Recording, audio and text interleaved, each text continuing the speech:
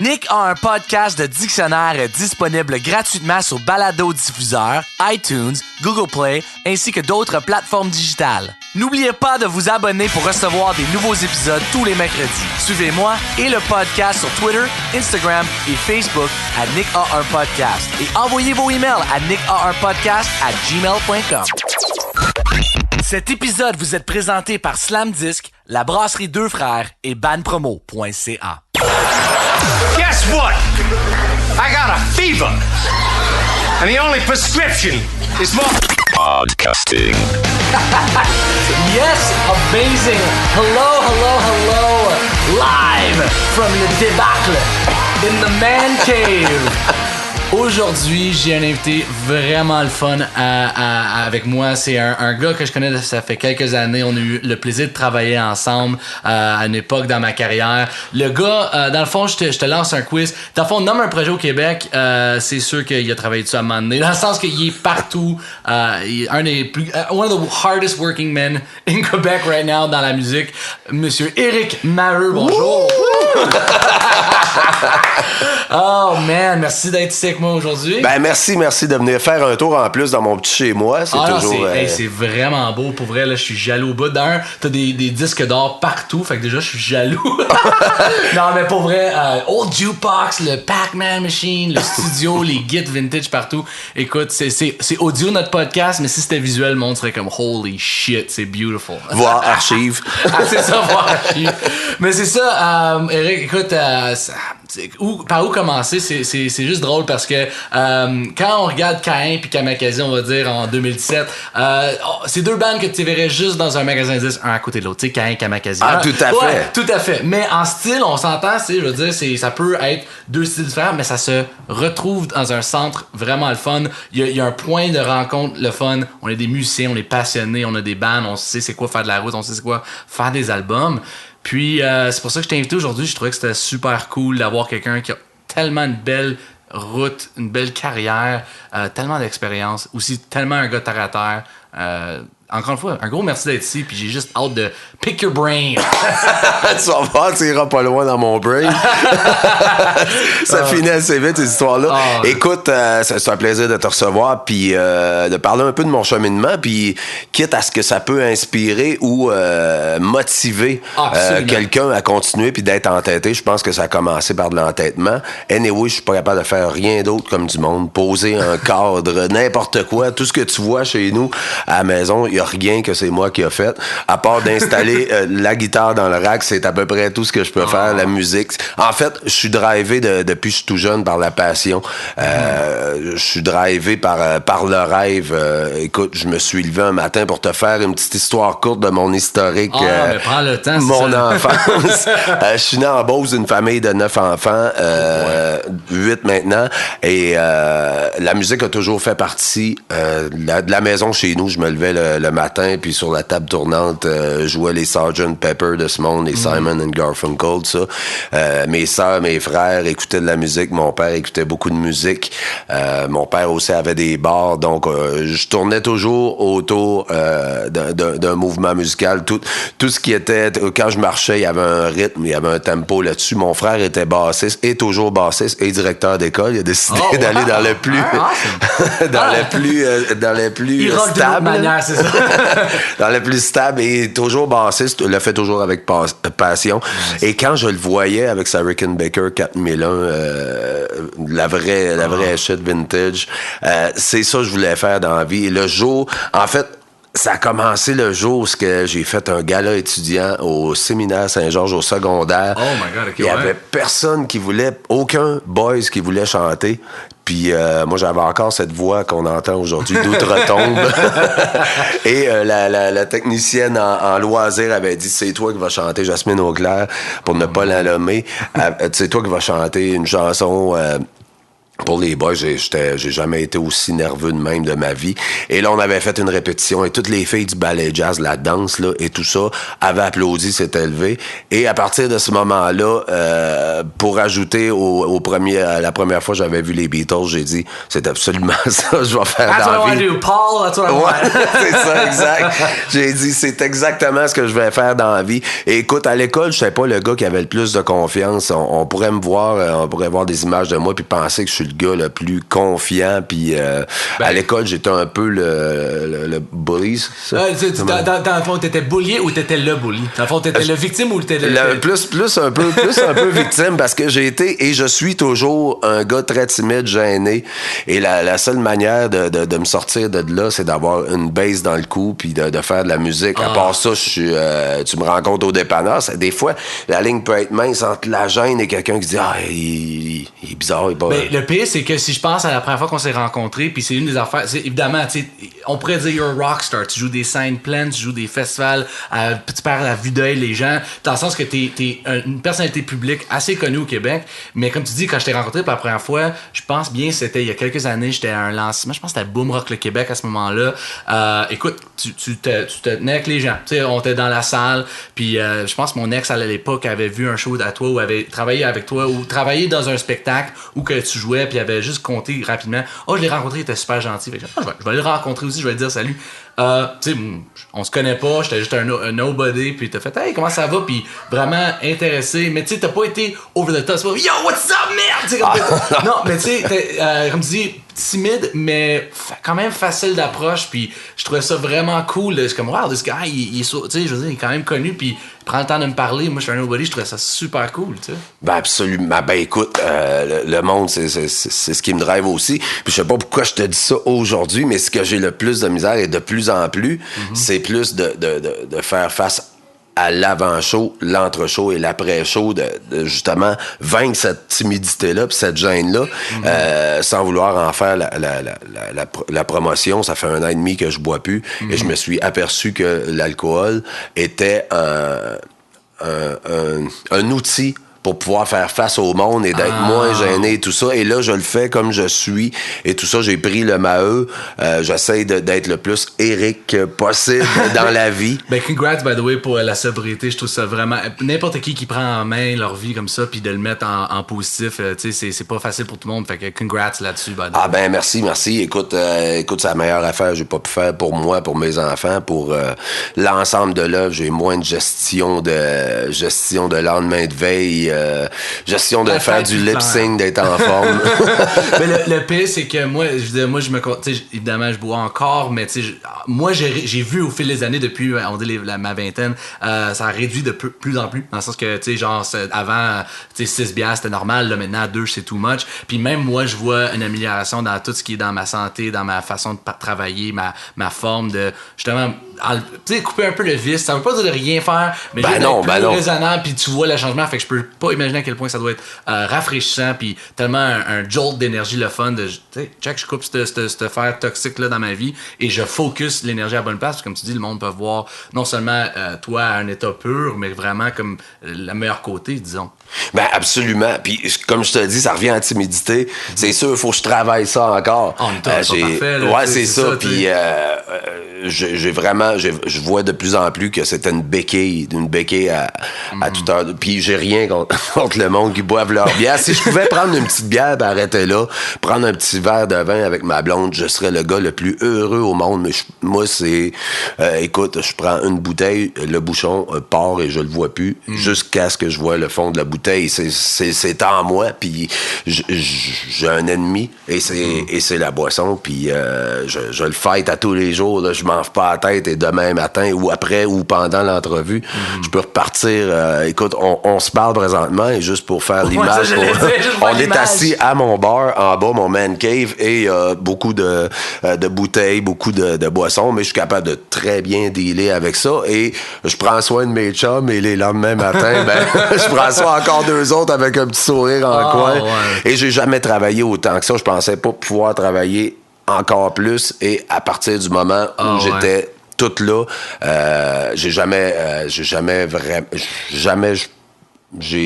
mettons... Le train a jamais arrêté depuis, Non. parce que c'est ça que j'allais dire, c'est que une des affaires que les gens savent, c'est évidemment on connaît du groupe Caïn, le bassiste et tout, mais tu sais, t'es pas juste bassiste dans Caïn, t'as fait tellement d'affaires avant et après t'es dans, je pense, tu tours avec Brigitte Boisjoli. Exact. Écoute, quel autre projet t'es-tu en ce moment? Je pense En fait, Brigitte, on vient de finir la tournée Patty Klein. On va reprendre avec des shows acoustiques parce que Brigitte est très enceinte et va accoucher d'une journée à l'autre. Brigitte qui reste au même village tout près ici. Je t'inviterai à la rencontrer, me demander bien sympathique. Super fait. Puis elle a des belles valeurs, tout ça. Elle m'a aidé beaucoup dans mon cheminement, puis dans l'entraînement, dans la santé et tout ça. Ça me prenait ça pour continuer mon rock. Et Brigitte en fait partie. Elle est arrivée dans un temps de ma vie que j'apprécie énormément. Elle a été plus que là. Elle est une amie et tout ça. On a fait de la tournée Patty Klein, qui est du country vintage. On a vraiment trippé. On en fait encore quelques bribes. On a fait une tournée avec David Thibault aussi, qui s'appelle Sur la route du Tennessee, qu'on reprend aussi en septembre, quand la bedaine va avoir un petit peu fondu. J'ai aussi enregistré un projet avec elle, c'est un hommage à Luc Plamondon. Wow, cool. Qui va être extraordinaire, qu'on sort en septembre, en même temps que l'album de Caïn. Ouais, ça aussi. La tournée de La Chicane, du groupe La Chicane, on fait un retour. Ouais, c'est vrai, avec le chum Boivin en plus. Oui, absolument. Et on cool, commence les festivals ce samedi. On a un petit warm-up vendredi. Et ce samedi, on commence les festivals avec les frères Bédard.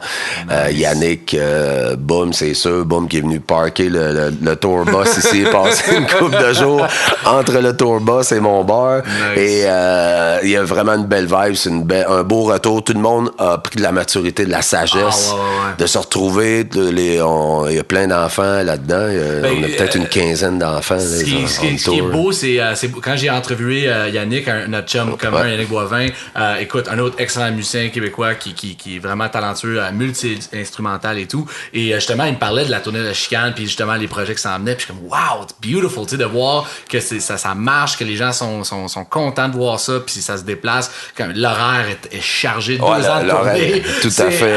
Mais c'est tout à ton honneur, tu sais. Puis j'aimerais juste faire une petite note, c'est que Eric, quand on parle en ce moment, tu sais, a une vie en musique vraiment le fun, puis un rêve pour un gars comme moi, parce que tu sais, on rêve tous de vivre de notre musique un jour, et t'es une des seules personnes, puis c'est tout à ton honneur parce que tu travailles fort, que je pense que tu vis de ça, et non seulement tu vis de ça, t'es passionné, peu importe l'obstacle, le projet, t'es toujours allumé. Puis ça, c'est un rêve pour un gars comme moi, de vouloir être capable de faire ça un jour. Fait que, wow, tu sais, I'm really amazed by it. Ben, écoute, tout est en ton honneur aussi. Tu fais tes tunes, ta guide, tes compos à toi, tes tunes à toi. Puis quand tu dis, en fait, moi, tant que je joue de la musique, je suis heureux. J'ai aussi un band qui s'appelle Gueule de Bois, que entre tous ces projets-là, on vient faire un petit tour dans les bars. J'ai autant de fun à jouer. J'ai un petit kit de drum au pied avec un snare, bass drum, hi-hat, tout le kit. Je me donne des défis, je me lance des défis. On appelle ça, moi et JP, je suis avec Jean-Philippe Audette et Olivier Beaulieu dans Gueule de Bois. Deux gars les plus drôles j'ai rencontrés. Spécialement quand il fait son Mick Jagger, je suis mort de rire. Son fou raide. Et un jour, on fera un podcast avec Gueule de Bois. Ben oui, absolument. Et Nick, il te fera, ça va valoir quelques images de voir Olivier Beaulieu faire des animaux aussi. On a une série d'animaux. J'ai toujours dit qu'on devrait mettre ça sur YouTube ou whatever, et je pense que ce serait l'occasion. C'est parfait, ça. Et avec ces gars-là, on a du fun. On appelle ça notre laboratoire. C'est-à-dire, j'essaye des basses, je me fais des défis de chanter. Je suis presque rendu à jouer de la flûte à bec avec le drum et la basse. Puis j'ai autant de fun à faire ça qu'un show majeur de festival et tout ça. Et bien souvent, il y a des gens dans la salle, dans le bar, dans une conférence, dans un corporatif, qui viennent me voir puis disent « Ah ouais, t'as l'air d'avoir du fun. » Puis tout ça, comme si j'aurais pas le droit d'avoir du fun à faire de quoi qui est pas majeur, mais je joue de la musique. Puis j'ai autant de fun à rencontrer les gens, la proximité, pouvoir leur parler sans avoir l'air d'une bébite qui, souvent... si je parle avec les Caïns ou la chicane, il y a souvent, avant de nous voir, tu passes par le directeur de tournée, tu passes par un agent de sécurité, puis c'est pas nous autres qui jouent à ça, là. C'est pas l'événement fait en sorte que, mais que quand t'es dans un bar, justement, je pense que c'est Bistrot de la Gare à Drummond, à un moment donné, je pense que je vous avais vu jouer, je sais pas si c'est le nom du bar exactement, c'est à côté de la gare. Ouais, exact. Mais c'est ça, une des affaires qui m'avait impressionné, encore une fois, quand on a commencé à se connaître puis se voir et tout, c'était justement ça, c'était comme, OK, ce gars-là, la semaine passée, était sur un des plus gros stages au Québec, et là, il est dans un bar, et je veux que le monde réalise que, wow, là, ils sont entourés de top A talent, là, des musiciens de haute gamme, et c'est quasiment comme t'es fâché contre les gens, comme, tu comprends pas, là, regarde ce que t'es en train de voir, là, tu sais, c'est fou, tu sais, puis je trouve ça tellement cool que tu sois capable d'être caméléon comme ça, pratiquement, de justement t'incruster presque dans tous les projets qui te drive. Ah ben écoute, même en faisant des projets de même, en enregistrant des fois des albums avec du monde en studio, je fais aussi de la base avec d'autres mondes en studio, j'écris des chansons sans vouloir name dropper ou whatever. Name drop, je vais les ramasser tout de suite.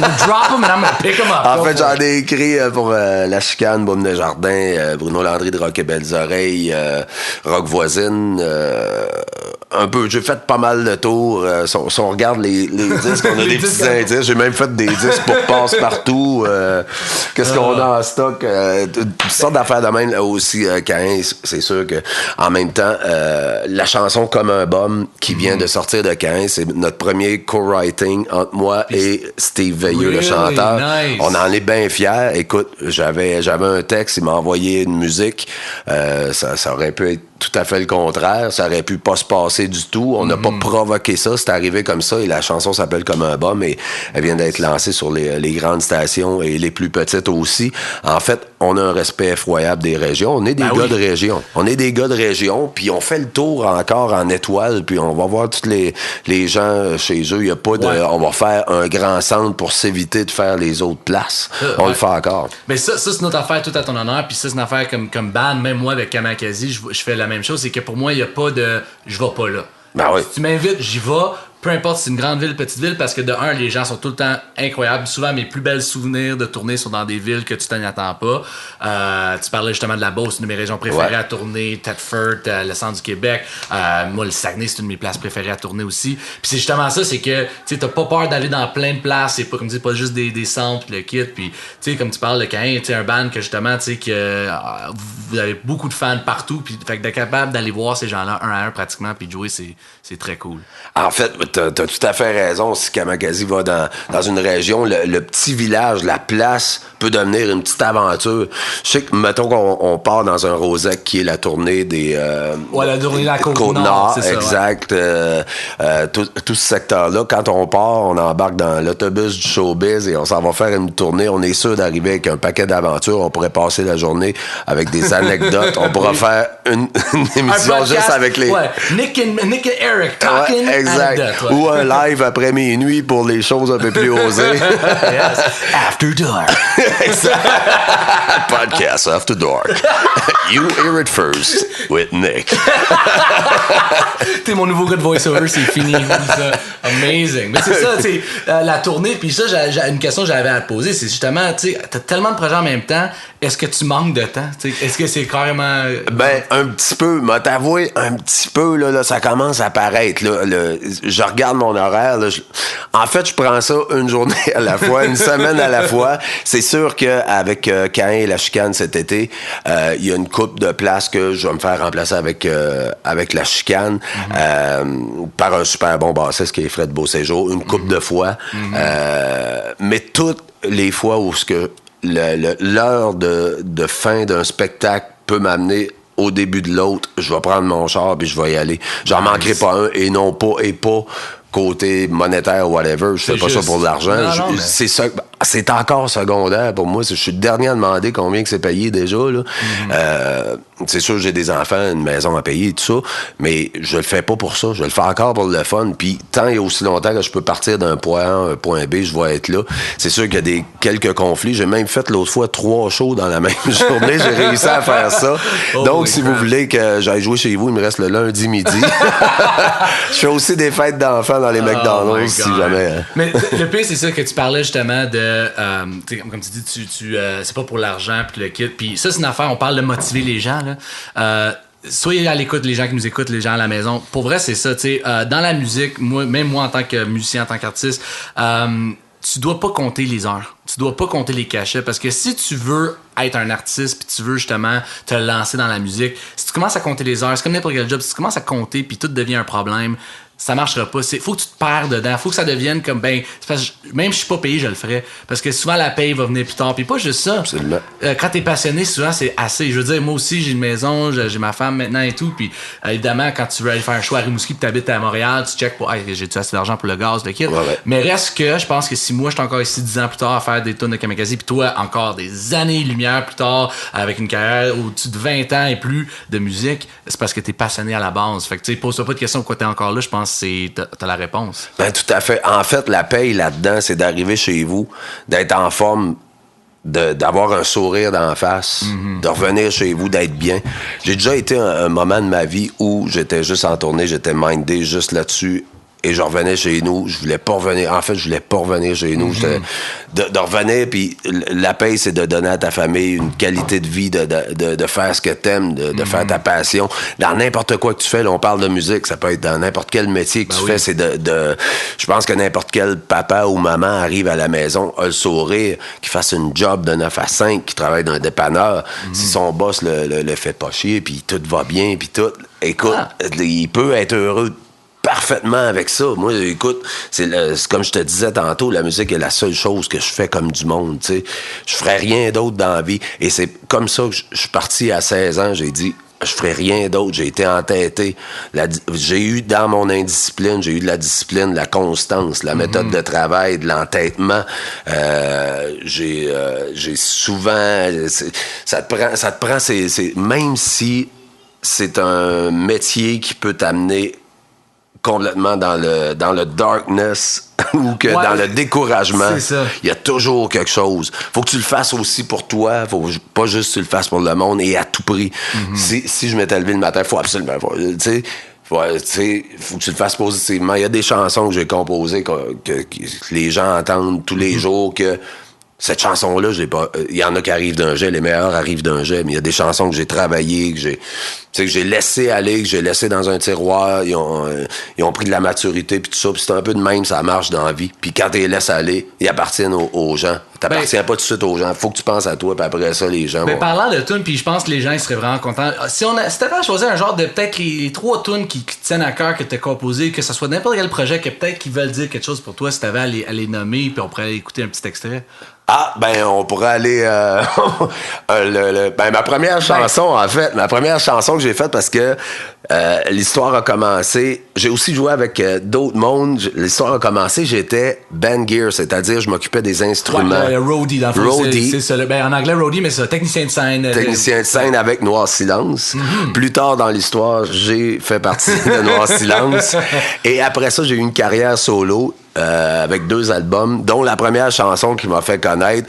Peut-être les gens vont allumer en l'écoutant. On peut peut-être l'écouter. On va l'écouter. Ça s'appelle Ma Marilyn. Ah oui! On va l'écouter ça tout de suite. Je veux rien savoir. À force de craquer, j'ai perdu l'espoir de me retrouver seul devant un miroir. À trop vouloir sans même pouvoir. Ma Marilyn t'a fouillé dans mes tiroirs. Plein de choses bizarres, ma Marilyn, des idées noires, plein de vieilles histoires, ma Marilyn. C'est ma déesse à moi, ma Godiva, et là du goût. Ma Marilyn, ma favorite. Oh, man. Incroyable, hein? Mais le pire, c'est je pense que j'ai découvert ça sur le tard parce que une couple de monde a travaillé ensemble, on peut revenir à ça plus tard, mais on a travaillé ensemble, puis je pense que c'était juste dans mon genre de recherche de I'm gonna work with this guy. J'entends cette tune, je suis comme ouais, il a fait ça dans ma tête, il y avait comme Eric Marriott qui a un titre, puis là j'ai oh my god, il était man, c'est bien hot, puis tu découvrais tout en reculant pratiquement de oh my god, il a fait ça, oh regarde, il a fait ça, il a fait oh, mais ça finit plus. Fait que t'as travaillé longtemps. J'écoutais la chanson avec toi tantôt et je me sentais presque imberbe parce que si vous allez voir la vidéo, peut-être mettre un lien ou whatever, sur ma Marilyn, je me prenais pour le Bon Jovi des pauvres. Ça a commencé avec ça, ma Marilyn. L'histoire a continué. T'as eu nous en silence ensuite. J'ai été, en fait, avec la chicane. La chicane, ça a commencé. Le setup a commencé. J'avais mon 2e album. On était chez Donald K. Donald, qui était une grosse compagnie de production qui faisait Chez eux à Dorval ou à ses bureaux? T'as-tu déjà vu chez eux? Oui, les deux. Les deux, ouais, à Dorval, les bureaux qui étaient près du vieux forum. Et je me tenais là, les gars de la chicane me signaient avec eux autres. Et à un certain moment donné, le guitariste m'a appelé, il a dit « On s'en va à Sydney, en Australie, pour les Olympiques. » J'ai dit « Ouais, je fais ça. » Puis j'étais dans la même boîte. Je disais « Ouais, OK, c'est beau. » Il dit « Tu viens avec nous autres. » J'ai remplacé Danny Bellard à ce moment-là. On a fait un petit show à Sherbrooke. Et une petite anecdote que je pense qu'il va être le premier à savoir. La première pratique avec la chicane était parce que j'ai eu dernièrement, avec la reprise, vu que je suis revenu dans la chicane, on a eu beaucoup de questions. C'est quand ça a commencé. Et j'ai allumé dans mon char en revenant, parce que l'Avin est mon ami, l'autoroute 20. Et j'ai allumé en embarquant dans la première pratique de toute a eu lieu le 11 septembre 2001. Non!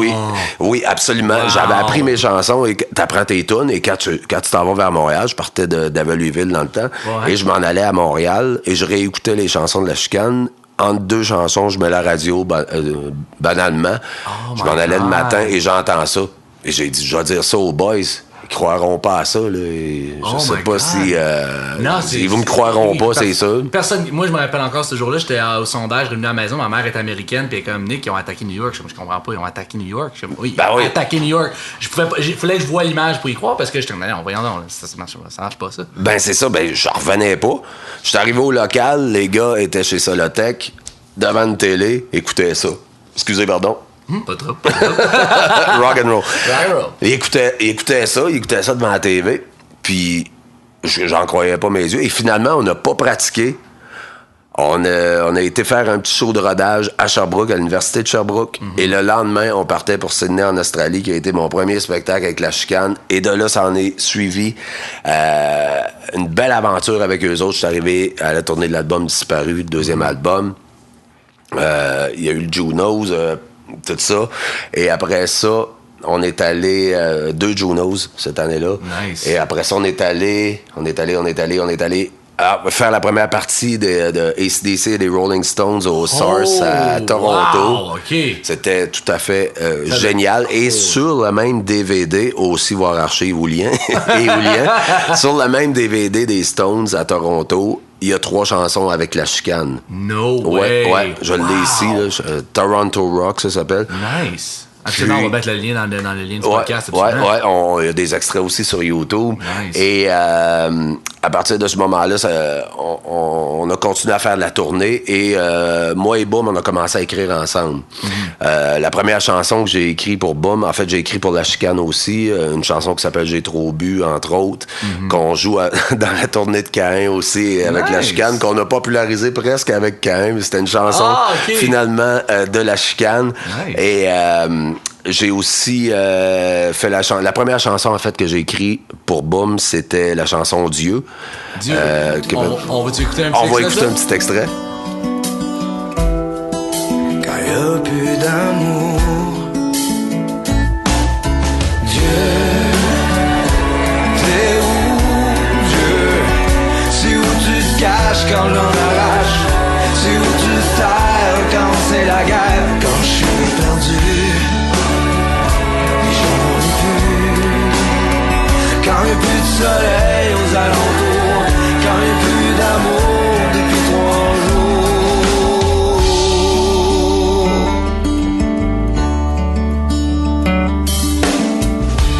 Assis tout seul devant la télé, je pense à ma blonde tout nue dans le lac, comme si c'était jamais rien passé, comme si notre amour était intact. Pourtant je souhaite pas de mal à personne, mais c'est toujours sur moi que ça tombe. Comme d'habitude, je croyais à tes paroles, de te chanter changer le major. Hey, nice, alright. Sors de ce corps, Jésus. Et après ça, ben, j'ai continué à collaborer avec Boom, une autre chanson. Bon, on passera pas notre journée à écouter des chansons, mais une autre chanson qui s'appelle Je veux pas vieillir. Et il y a une petite anecdote à cette chanson-là. C'est une chanson que Rock Voisine avait entendue, avait adoré, m'a appelé pour... J'ai écrit 2 autres chansons pour Rock Voisine qui s'appellent Le Chemin et Je suis pas un rocker. Et après, au fil du temps, dernièrement, Rock m'a appelé, il dit « Écoute, je sors un album avec, je crois, Sony France ou whatever, un big là-bas, et je veux ta toune, je veux pas vieillir. » Donc, Rock Voisine, sur son nouvel album, a cette chanson-là, et j'en entends parler de bouche à oreille ici et là, l'autre matin, salut, bonjour, en me brossant les dents. Fait que Rock a bien aimé cette chanson-là, jusqu'à la refaire. Puis le cheminement a continué avec La Chicane, jusqu'à ce qu'on s'en vienne à Drummondville, qui, dans l'histoire, est important, puisqu'on est là présentement. Drummondville, hometown de Caen. On faisait un spectacle au Mondial des Cultures avec La Chicane, et la première partie, dans ce temps-là, était Caen. No way! Ouais. Oh, ouais. Et les gars, j'ai jasé avec eux autres, super sympathiques, j'ai adoré le show, c'était le fun, c'était fresh, peace, grano un peu, c'était un petit break de rock que j'avais besoin, un petit peu plus folk rock, puis tout ça. J'ai jasé avec eux autres, et dans l'histoire, une couple de semaines après, m'appelait pour me rencontrer, et La Chicane, j'avais décidé de faire un album avec Boom. La Chicane prenait son break.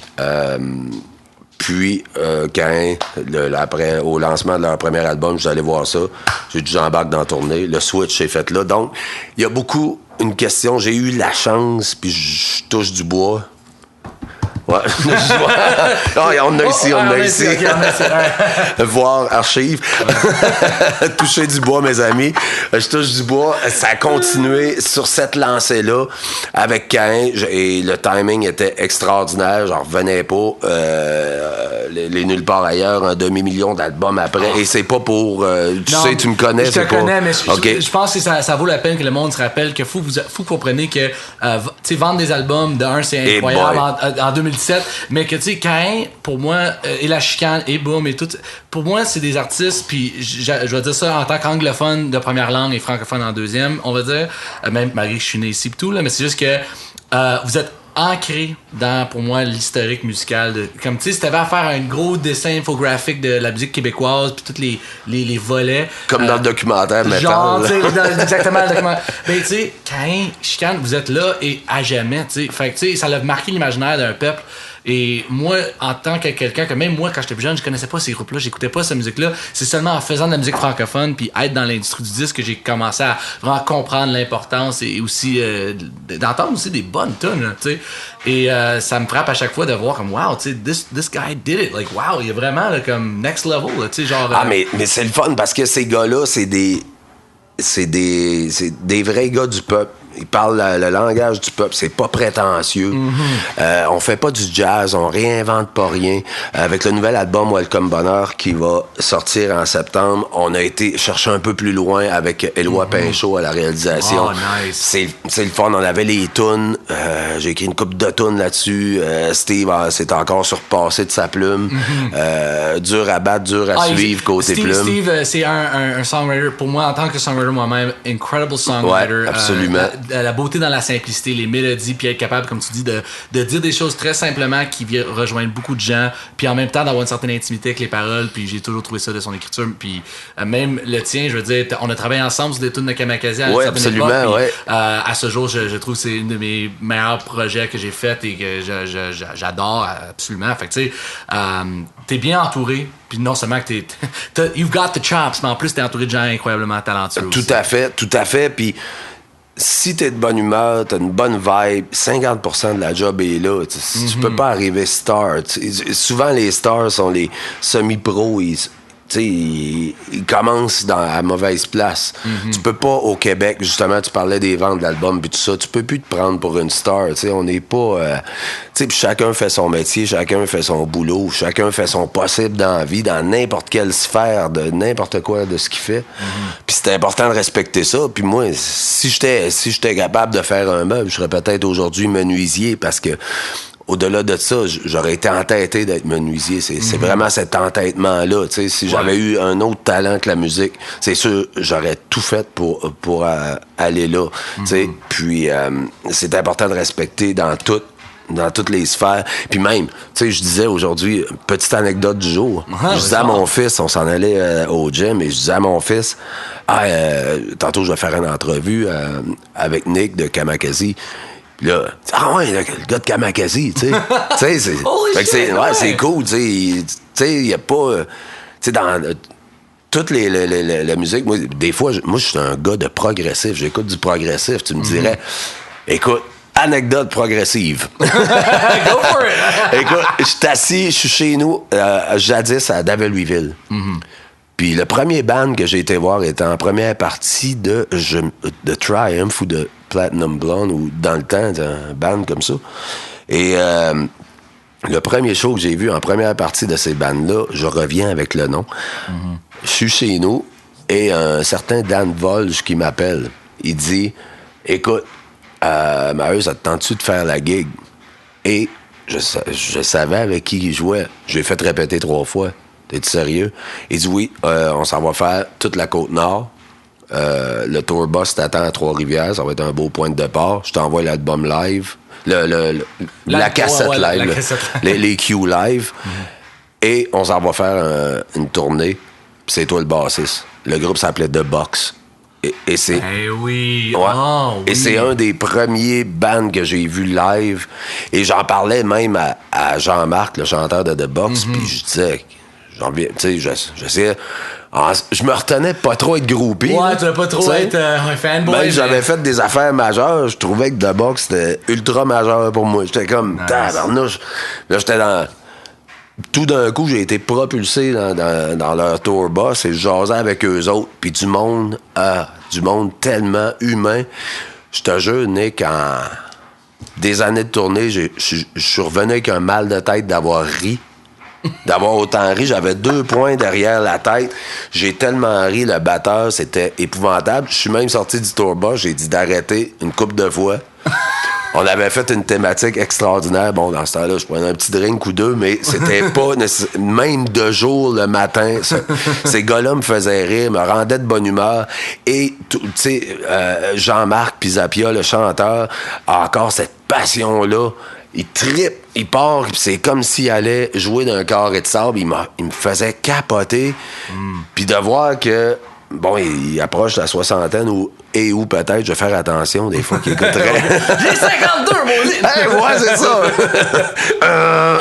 Bon, OK, fait que c'est ça. Fait que, de la manière qu'il allait jouer de la musique, puis c'était comme moi, quand je t'expliquais à 16 ans, mon gala étudiant, c'était la même chose. Puis ces gars-là d'un naturel, soft, relax, pas prétentieux pour 2 scènes. Les meilleurs sont... Tu l'as tellement bien dit, les meilleurs sont de même, parce que ceux qui écoute, j'en ai croisé aussi une couple de personnes dans ma vie et dans ma carrière, puis tu sais, I make it a personal mission de juste être comme, tu sais, moi dans la vie, on se connaît maintenant beaucoup mieux, là, puis tu sais, c'est que je suis un gars très énervé, mais je suis un gars qui j'aime ça être avec du monde, j'aime ça apprendre, j'aime ça parler avec les gens, puis d'avoir ce contact-là, et je me vois mal être un asshole à des gens. J'ai aucune... Tu sais, pourquoi je serais de même... Il y a rien à gagner d'être méchant avec les gens. Je comprends Absolument. encore pas. Puis c'est ça, c'est que tous les gens que j'ai croisés, que justement, malheureusement, peut-être dans leur vie, étaient dans une passe, c'est souvent des gens qui sont pas heureux. C'est souvent des gens qui ont des certaines craintes et problèmes à régler. Fait que tu sais, pour moi, c'est genre, justement, quand tu vois les grands, les géants de l'industrie qui sont encore là depuis des années de temps, c'est souvent ceux qui sont le plus genre, hey, on s'assoit, on prend une petite bière. Yes. Hey, on s'assoit puis on jase. Hey, on s'assoit puis oh non, fais comme chez vous. C'est là où tu vois, c'est the real deal. Puis pour moi, c'est vraiment incroyable. C'est un but à avoir en tant qu'artiste pour moi. Tout à fait, mon gars. Tout à fait. Mais écoute, j'aimerais qu'on prenne 2 secondes. On va juste écouter rapidement un petit mon sponsor pour l'instant. Mais quand on va revenir, j'aimerais ça qu'on conclue puis qu'on parle un petit peu plus justement du nouvel album de Kaink, les choses qui s'en viennent. Yes, là. no aussi, stress, peut-être compter moi, aussi quelques anecdotes de Kamikaze Kaink que le monde peut-être qu'ils connaissent pas encore. Ça marche. Déjà dans la thématique exclusive anecdote with. Tu fallait encore c'est. Nick. Podcast with Nick. After dark. You hear it first. We'll be right back. Êtes-vous en manque de rock dans votre garde-robe? Votre collection de musique fait fuir les invités? Ne regardez pas plus loin que bandpromo.ca. C'est quoi bandpromo.ca? C'est votre destination pour le meilleur swag de vos groupes préférés d'ici et d'ailleurs. Un t-shirt de Kamikaze, un hoodie de Octoplot, une date avec la mère à Fuchs. Tout ce que tu cherches, tu le trouves chez bandpromo.ca. Cassettes, CD, vinyle, linge, stickers, pins. En plus, leur boutique en ligne est simple, la livraison est rapide, puis en plus, ils ajoutent toujours un petit je ne sais quoi de plus. Question de vous récompenser, le tout à des prix imbattables et surtout qui revient directement à l'artiste. Si vous utilisez le promo code NICK10, vous avez un rabais de 10% sur votre prochaine commande. Donc faites un tour sur bandpromo.ca, B-A-N-D, promo.ca. And we're back. On est de retour. We're back. All right, baby. Second round. C'est vrai, toi, t'as fait un match de boxe en plus. Oui, absolument. Ouais. Dans ce cheminement étrange de ma vie, à 40 ans, j'avais décidé de prendre soin de moi. Du moins, l'espace de 1 mois, j'ai fait un combat de kickboxing. J'ai mangé une bonne volée, mais j'ai toffé mes 3 rounds. C'est un peu à l'histoire. Un peu. À la Rocky? Ouais, c'est ça. Adrienne et tout le kit. Adrienne! Et, en fait, c'est un peu l'histoire de ma vie, tu sais, que je me relève toujours, tu sais, que je t'offre mes rounds, puis je me relève, puis dernièrement encore, tu sais, il y a des bouts durs dans la vie personnelle aussi que tu essaies de pas transmettre, de ramener quand tu as ta carrière, puis tout ça, parce qu'on a une vie à part ça, tu sais. Oui. J'ai juste essayé de donner un peu plus, accorder plus d'importance à ma vie personnelle, un peu plus prendre soin de moi. Oui, j'ai encore à travailler là-dessus. J'essaie d'avoir une santé pour être plus longtemps que mes enfants. Faire du rock'n'roll plus longtemps. Puis advienne que pourra. Moi, jusqu'à, je parlais avec mon comptable en faisant mon impôt quand tu vas prendre ta retraite. Je disais, Carl, je sais pas, quoi, je pense que connais-tu Sting, monsieur? Mais Sting, c'est mon but dans la vie, c'est d'être monsieur Sting. Hey, en fait, j'ai été voir Sting au Metropolis, le gars, c'est plus en shape. Ah oui, à proximité, c'était épouvantable. J'ai voulu avoir des billets, j'étais pas capable. En plus, je pensais que quelqu'un allait me faire un cadeau de fête en mars, parce que c'était en mars en plus. J'étais comme, non, je c'était écœurant, la voix, la shape, la générosité aussi. Sting a toujours, pas toujours été, apparemment, selon tous les documentaires qui existent sur la planète. Il n'a pas été toujours le plus gentil, mais je pense que cette sagesse-là qui a pris puis de venir jammer au Metropolis à proximité du monde, j'étais privilégié. C'est comme la fois où j'ai vu le meilleur show que j'ai vu de ma vie, je pense, c'est Paul McCartney au Centre Bell. J'étais sur le cul. Je pensais jamais de voir un Beatles. La raison pour laquelle tout le monde fait de la musique à peu près. S'il n'y a pas les Beatles, t'as pas ce qu'on fait. Ouais, c'est ça. Puis, tu sais, juste arriver derrière un drap blanc avec juste l'ombre de la Hofner, sa bass violon, si je peux décrire sa bass violon qu'on connaît tous, des Beatles, la bass, la seule bass qui existe au monde. Juste la voir en arrière d'un drap blanc et le rideau blanc tombé, j'avais des frissons, je pleurais à chaudes larmes, j'ai dit à ma blonde, j'ai dit, le show est déjà... Et là, je disais, bon, il n'a pu rester de hit, sachant qu'il y en avait pareil. Et là, arrive au rappel avec Yesterday, des bombes nucléaires avec la guitare, avec le stamp des Red Wings. C'était épouvantable. J'étais en accolade avec mon chum Jean-Philippe Audette de Gueule de Bois. On était en accolade, broyant comme des bébés. On pensait jamais voir ça de notre vie. Ben, écoute, à basse échelle, là, on peut pas considérer Paul McCartney d'une classe à part. Ça doit être un 48 pieds qui va y porter ses chèques de droit d'auteur présentement. Mais le gars fait encore ça, puis il y a un documentaire qui s'appelle, pour les amateurs de musique, un documentaire qui s'appelle Back in USSR de Paul McCartney, qui est un must à voir. C'est un spectacle la générosité, tu vois les clips entre les chansons, la générosité qu'il y a avec ses musiciens, avec son monde, c'est le moins, je pense, prétentieux de la gang. Il est généreux. Pour faire une courte exemple, à un moment donné, le guitariste parle, il dit, je commençais à jouer avec Paul McCartney. Il dit, puis là, un moment donné, on est à un soundcheck, Paul McCartney vient me voir, il dit, hey man, I had a dream of you last night. J'ai rêvé à toi la nuit passée. Il dit, Chris, Paul McCartney est en train de me dire qu'il a rêvé à moi, tu sais, puis de jouer ces chansons-là. Oh. C'est merveilleux. Back in USSR. Wow. Voir. Un must. Ben écoutez, ça, c'est sûr, parce que c'est ça, dans le fond, c'est que dans notre vie, on vit des expériences qui nous changent, qui dans le fond, qui peuvent carrément changer le cheminement de notre carrière. Puis pour faire une petite histoire courte pour moi, puis t'as beaucoup rapport là-dedans. Pour les gens qui savent, avec Kamakazi, je suis rendu maintenant à mon 4e album. Puis quand j'ai commencé, j'ai sorti mon premier album en 2008, Tirer le maire du pays. C'est un album qui était très punk, très pop-punk, super weird, un peu dans le sens de, tu sais, on faisait un amalgame de plein d'affaires qu'on aimait, que ça soit genre le dance rock, whatever. Mais c'était juste... c'était drôle parce que on n'était pas supposé d'exister, dans le sens qu'un anglophone qui chante en français sur un label indépendant et tout, puis on se lance dans l'aventure, on fait des clips, des tunes à radio, on sait pas ce qui va se passer. Ben juste là, je t'arrête dans cette innocence là, puis l'exotisme de l'accent puis tout ça. Moi, ça me fait j'ai écouté des affaires, on a travaillé ensemble, d'entendre justement l'anglophone chanter en français de même avec le petit accent, là, ça donne une petite drive, ça donne un petit exotisme.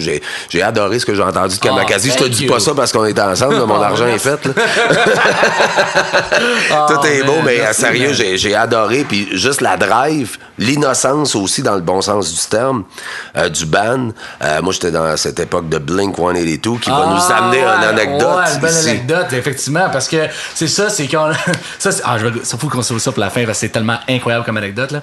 Mais c'est ça, juste histoire courte, c'est ça, c'est que quand j'ai fait mon premier album, on se perd tu sais, tout explose, tout ça saute, on est oh my god, on joue des festivals, pour la première fois je fais la première partie de Carquois, je fais la première partie de ci, de ça, vraiment grosse affaire, et là on s'en vient pour faire un deuxième album, puis là le deuxième album un peu plus tough, tu sais, là la business vient nous pourchasser un peu, puis tu sais, même moi, tu sais, évidemment à cette époque-là, je trouvais que j'allais un petit peu hard, là, en tournée, en boire en tournée, puis faire le party, j'avais 18-19 ans, c'était le temps de le faire, on s'entend.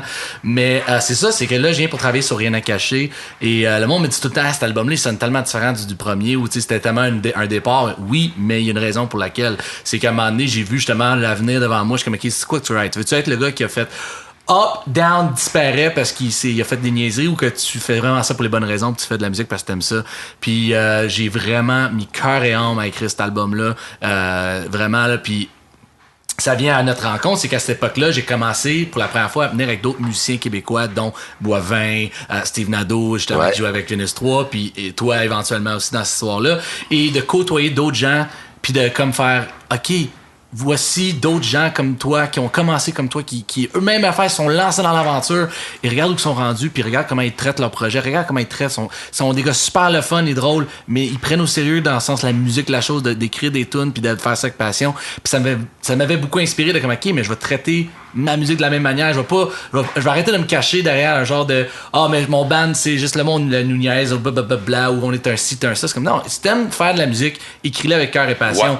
Et ça nous a fait croiser les chemins, parce qu'à un moment donné, quand j'étais vers la fin de l'écriture de l'album, on commençait à travailler plus les paroles et autres.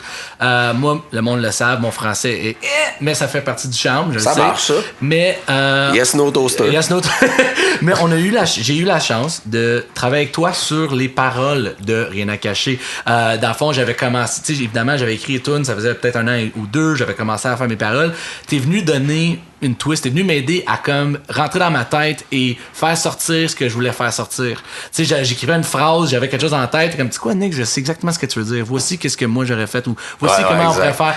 Et écoute, ça a été un des plus beaux moments de ma vie côté carrière-wise, de travailler avec quelqu'un qui a écrit tellement des belles chansons, des grandes chansons, de travailler avec moi sur mes petites chansons rock. Ben écoute, les petites chansons, genre, c'est les meilleures. C'est ceux-là qui sont le plus durs à écrire. Ben écoute, à ce jour, ces tunes-là sont les plus... Je veux pas faire de malheur à personne, mais si j'avais à checker ma chèque de ce camp, Rien à cacher, c'est l'album qui a été le plus loin dans ma carrière. Ex-aequo avec Until the World Ends, la tune anglophone, qui a été allée un petit peu partout. Évidemment, les tunes du premier, c'est anthologique avec mes fans, dans le sens qu'ils connaissent les tunes depuis longtemps. T'es juste Nagas, puis les deux oreilles, toute cette affaire-là. Mais Rien à cacher, côté songwriting-wise, ça a été vraiment important pour moi. J'ai vraiment adoré. C'est mon album qui a été nominé à la disque. Tu sais, pour la première fois de ma vie, j'ai été nominé à la disque à cause de cet album-là. J'ai acheté ma maison à cause de cet album-là. Yes, sir. Ça fait, tu sais, pas tout au ça complet, fait plaisir, mais ça fait plaisir. C'est vrai, j'ai fait... Non, tu ris, une chambre, ça s'appelle The Eric Mayer Lounge. À fond, c'est dédié à toi. Non, c'est ça, mais tu sais, dans le fond, cet album-là m'a ouvert des portes incroyables. Ah ben. Et tu sais, je peux pas te remercier assez pour ça. Ben écoute, regarde, t'as fait ça à ta manière. Tu l'as fait aussi sans trop penser. Mm-hmm. Innocemment, tu l'as fait de la manière que t'aimes. Puis t'as pas été voir plus loin, puis à tout prix, puis... je vais mourir si ça arrive pas. J'ai travaillé avec des gens que j'aimais. C'est ça qui arrive. J'ai travaillé, Gus and Warner. Il est épouvantable. Incroyable. Il a fait un album que Gus a fait dans un des albums francophones que j'ai le plus capoté, Les Vulgaires. Comptez les corps à ce jour. En temps record, je l'ai dit à Guillaume plusieurs fois. The best, if not, one of the best, if not the best punk rock record. Incroyable. Cet album-là sort de nulle part. Dans les trucks de Caïn. Dans les trucks de Caïn, ça a été longtemps le top one album. Vous l'entendez ici sur le podcast, dans le truck de Caïn en tournée, ils ont Vulgaire Machin compter les corps. C'est confirmé. Je te dis, it's a fucking incredible record. Puis c'est Guillaume, j'ai dit à chaque fois, I'm like, dude, that record's amazing. Genre, c'est un standard pour des bands comme le mien. Puis, tu sais, on en rit maintenant, mais j'ai maintenant des fans qui viennent me voir maintenant qui me disent la même affaire. Je suis comme, non, on va écouter compter les corps, là. C'est comme ça que c'est fait. Non, mais c'est ça. C'est encore, c'est le même réalisateur. Ouais, absolument. Mais des trips qu'on peut se payer de même que tu t'es payé avec Kamakazi, d'aller travailler avec un réalisateur de même. Moi, ça serait dans ma to-do list là, d'aller travailler avec lui. Je dis, toi, Caïn, vous avez fait des albums vraiment le fun avec du monde cool. Là, justement, tu parlais de Pinchot tout à l'heure, mais tu sais, t'as eu la chance de justement travailler avec du monde vraiment cool. Ouais, Glenn Robinson, entre autres, avec Boom, on a travaillé avec John Webster qui a fait des Aerosmith, Metallica, Motley Crue, nous comptait des bons potins, des bons scoops. Ouais. Puis c'est quelqu'un de spécial, mais tellement sympathique et drôle et étrange comme on les aime. Et en plus, je me rappelle, Mont-Tremblant, on avait jamais une chanson ensemble. C'est vrai, Mont-Tremblant, oui. On avait jamais ensemble, c'est pas Blink. Dans le fond, l'histoire et la suite, c'est que on avait été booké sur un festival à Mont-Tremblant, juste sur la montagne à Mont-Tremblant. Ouais. C'était un genre de, je pense que c'était les 24 heures de Tremblant. Exact, on montait le stock avec les... C'est ça, avec le lift, tout le kit. C'était Kamakazi en première partie de Caïn. Il y avait, je pense, un band au milieu, c'était un genre de truc à radio qui avait plusieurs artistes invités. Mais l'affaire qui était incroyable, c'est que c'était la première fois que Kamakazi jouait avec Caïn, mais on se connaissait un peu avant, mais j'étais comme, wow, tu sais, when will this happen?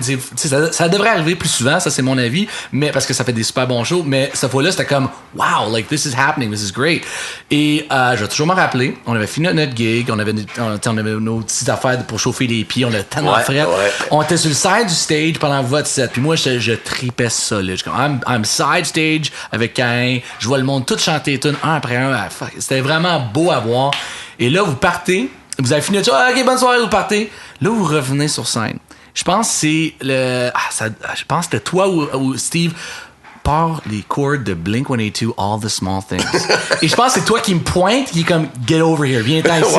Et on a fait en rappel All the Small Things de Blink, Caïn, Kamakazi, a once in a lifetime, t'aurais jamais vu ça ailleurs. Le bordel était la belle et la bête. Écoute, carrément, tu sais, c'était comme t'avais, je pense, le bassiste, tout le monde était comme collé à côté là, j'étais avec Steve et toi, on chantait au micro, tout le kit. Vraiment, encore une fois, un beau moment dans ma carrière de comme, wow, here I am, en train de jouer une tune qui m'a frappé mon adolescence, comme tu peux pas croire, avec un band qui est un des plus gros bands au Québec qui nous considère comme des pairs, mon franglais encore une fois, nous considère comme des confrères. Ouais, tout à fait. Et ça, c'est quelque chose qui m'a frappé. Je suis comme, wow, like, I felt like one of the gang. Écoute, surtout, là, même avec quand on a une chanson qui s'appelle Si on se tenait, je pense que les bands, les chanteurs, sans vouloir faire de quoi de politique, faut se tenir, faut être un unit. Ouais. Parce que la musique souffre un peu. On se bat moins contre Internet parce que les gens achètent sur Internet. Ça, c'est cool. C'est le virage cool. Ouais. Au début, c'était plus... Voler les tunes, tout ça. Puis, je veux dire, il faut faire avec. Faut juste s'ajuster avec ça. Puis, être 2017 un peu. Nous autres aussi de notre bord. Par contre, en étant ensemble comme ça, il y a toutes sortes de musique. Je me rappelle Noir Silence, on avait fait une tournée qui s'appelait La Belle et la Bête. C'était avec Oblivion et Noir Silence, qui étaient deux improbables. Je pense que si tout le monde se tient ensemble, il va arriver encore des belles... comme quand on a jammé ensemble, il va arriver encore des beaux moments comme aujourd'hui, que tu sois chez nous de même, puis on jase de musique. Moi, je passerais des heures encore c'est ça, à jaser. c'est moi qui dois contrôler le tout, parce qu'on pourrait passer des heures ici, mais on a... C'est ça qui est beau, comme tu dis, t'as tellement raison de quand on dit on se tient, c'est que moi je viens de la scène un peu plus punk rock, pop punk, le kit quand j'étais plus jeune, puis c'était ça, tu sais, t'avais besoin de comme entraider, faire des shows, des échanges de spectacles, et quand j'ai commencé à faire de la musique en français, puis faire les shows, le kit, je trouve qu'on a voulu garder cette énergie-là de justement, genre, quand on joue des shows, on veut jouer avec des bandes comme nous autres, mais si nous on est sur Musique Plus, on est à la radio, ben peut-être c'est le temps de faire découvrir quelqu'un qui mérite d'être là aussi. Absolument, écoute, il y en a qui chialaient sur Green Day quand ils sont devenus commerciaux, mais crif, ça a fait pour des gens qui connaissaient pas trop ça a fait connaître les Sex Pistols, les Ramones. Tout le monde s'en met à acheter ça, à écouter ça, puis dire hey, crif, c'est cool, tu sais. Ben oui. Puis je pense que c'est dans notre mandat, dans mon mandat, si je peux aider du monde à tu sais, souvent je fais des démos des chansons encore pour des gens, tu sais, j'ai mon petit studio ici bien humblement, puis je fais mes petites affaires, puis il arrive toujours des beaux moments, puis la musique ça nourrit, puis tant aussi longtemps qu'il va y avoir de la musique, moi je vais rester vivant, puis je pense que c'est ça qui a fait qu'on s'est connus, c'est ça qui a fait que je connais bien du monde au travers le Québec qui joue pas nécessairement de musique. J'ai un ami pompier d'une ville, j'ai un ami contracteur dans l'autre ville, j'ai un chum dans un bar dans l'autre ville, on se revoit tout le temps, on fait le tour du Québec, on revoit tout le temps des bons vieux chums. Je fais plein d'amitiés grâce à la musique, puis pas nécessairement du monde qui joue de la musique, tu sais, du monde, tu sais, la petite infirmière de la ville. Surtout la petite infirmière. Mais t'as tellement raison, c'est moi des plus beaux souvenirs que j'ai en tournée, c'est rencontrer des fans que tu rencontres dans un petit bar, que quand tu fais ton Go Festival, sont encore là. Des enfants que quand ils ont dit hey, signe mon poster pour ma petite fille, mais la petite fille a maintenant genre 12 ans. Oui, hey, on en voit, c'est effrayant avec Caïn, tu sais. Un jour, j'étais dans mon petit local, j'écrivais une chanson qui s'appelle La Bonne Franquette. Et là, on arrive d'un festival, la mère qui amène la petite fille qui venait au show, le bras dans les airs, tout le monde connaît la chanson, et c'est à partir d'une petite pièce ici, puis c'est rendu dans des festivals. C'est incroyable comment la musique peut faire son chemin, comment la musique peut être rassembleuse, comment la musique peut être importante pour les gens. Souvent, il y a des gens qui se prennent une toune, puis ça les console de leur petit bobo de la vie. Écoute, Caïn, les mariages. Caïn, c'est dans beaucoup de playlists de mariage, crée-moi, j'en ai vu une couple, puis c'est ça, tu imagines, tu rentres dans l'intimité des gens, dans le sens que tu deviens une toune pour un moment, pour un couple, ça devient de quoi qui est important pour deux personnes, puis je trouve ça incroyable, la musique est capable de faire ça, puis c'est ça, c'est tout à ton honneur que encore aujourd'hui, t'es aussi drivé que ça, de continuer à écrire des tunes, de continuer à jouer, puis d'être proche des gens comme ça, puis écoute, je te dis, on pourrait se revoir dans 2-3 ans encore, puis absolument, on va avoir plein d'histoires. La musique amène des petites histoires, des petites aventures. C'est un livre qui reste ouvert, puis que, écoute, il y a bien des références de chansons, des références de chansons que j'ai écrites, que les gens se réfèrent à ce jour-là, c'est là que j'ai connu ma blonde. Puis justement, avec les réseaux sociaux aujourd'hui, ça va vite. On a des gens qui nous écrivent, on s'est connus sur cette chanson-là, on s'est mariés sur cette chanson-là, mon père, malheureusement, est décédé, on a mis votre chanson. C'est le fun de pouvoir rejoindre tous ces beaux gens-là. Et, petit scoop, là, à partir de septembre, Au mois de septembre, d'ailleurs, Nick va me faire une belle petite pancarte. Ben oui. 40 en septembre, on sort le nouvel album de Caïn. On est bien content. La chanson est rentrée comme un bum. Comme un bum. Je te parlais tantôt, qui est une association entre moi et Steve. Rentrée sur les radios. On est bien content. En septembre, on repart de plus belle. Il s'agit juste de faire les photos comme du monde. C'est pas notre... C'est pas encore réglé, mon C'est pas encore réglé. C'est pas notre nanane. Nous autres, on fait de la musique dans la vie. Puis, écoute, je vais sûrement avoir des histoires à te conter. L'album s'appelle Welcome Bonheur. C'est un nouveau départ pour Caïn. Ben écoute, moi je suis sûr que les gens vont être super contents d'entendre ça, puis surtout vous voir en show, parce qu'en show c'est là où ça se passe pour vrai. Pour vous avoir vu quelques fois, c'est tout un party le fun, puis pour vrai c'est du top notch. Puis pour vrai, les gens comme que vous écoutez en ce moment sur le podcast, évidemment tout ce qu'on a parlé, les liens sont dans le site et le Facebook et autres. Puis aussi, si vous avez des questions, tu sais, gênez-vous pas, NICKAUN podcast@gmail.com ou sur le Facebook, le Twitter, Nick R Podcast, NICKAUN Podcast. Envoyez vos questions, réactions violentes et autres, puis surtout si vous avez aimé ce que vous avez entendu aujourd'hui, on va tout mettre les dates, on va tout mettre les infos importantes là-dessus. Mais écoute Eric, il faut qu'on s'arrête malheureusement parce que sinon on va finir ici 4 heures plus tard, nos femmes vont se poser des questions qu'on est rendu. Mais pour vrai, un gros merci encore une fois pour tout, puis vraiment aussi un gros merci de prendre le temps de parler de ça, de jaser de ça, puis surtout si quelqu'un écoute ce podcast-là puis apprend 2-3 affaires de plus, ben tu sais quoi, ça va avoir valu la peine rendu là ben aussi, t'es bien fin, merci de t'être déplacé, puis salut à tous. Encouragez ça, je trouve ça cool, le concept de podcast. On est bien, on est relax, on parle, on est chez nous, c'est incroyable, on est moins stressé, et le petit 5 minutes qu'on a ensemble, c'est plus relax, c'est plus le fun, on a plus le temps d'élaborer puis de parler. Ça fait en sorte que les gens sont choyés, je pense, the audience appreciates, ils aiment ça, d'entendre les histoires puis d'entendre le côté intime, candide de la chose, puis on va faire ça, on va conclure ça avec la petite voix. Tu vois, how about you, avec ta voix majestueuse, tu nous send off avec Nick un podcast de fais-toi notre sortie. En fait, en partant, je t'invite cordialement à venir au lancement, sinon on cancelle. Yes. OK, je suis là. Si j'ai un mariage le même jour, j'y vais. Et j'aimerais profiter de l'occasion, peut-être, là, je m'en vais dans le concept, mais inviter 2 de tes auditeurs. Vous avez juste à écrire sur la page à Nick la raison pour laquelle vous seriez les 2 amis à venir au lancement de Caïn, puis je vous invite personnellement. Nick va s'occuper de ça. Je prends soin de vous autres. Vous avez entendu 2 personnes qui trouvaient que ça serait des bons chums pour venir voir ça. Vous allez venir avec moi voir le lancement. Avec Nick en plus. Let's make it a date. Oh, man. Écoute, là-dessus, je vous souhaite une bonne soirée, bonne journée. On peut écouter ça à toute heure de journée. Et qu'est-ce que le anglophone Eric dit à tout le monde? You hear it first at Nick Podcast.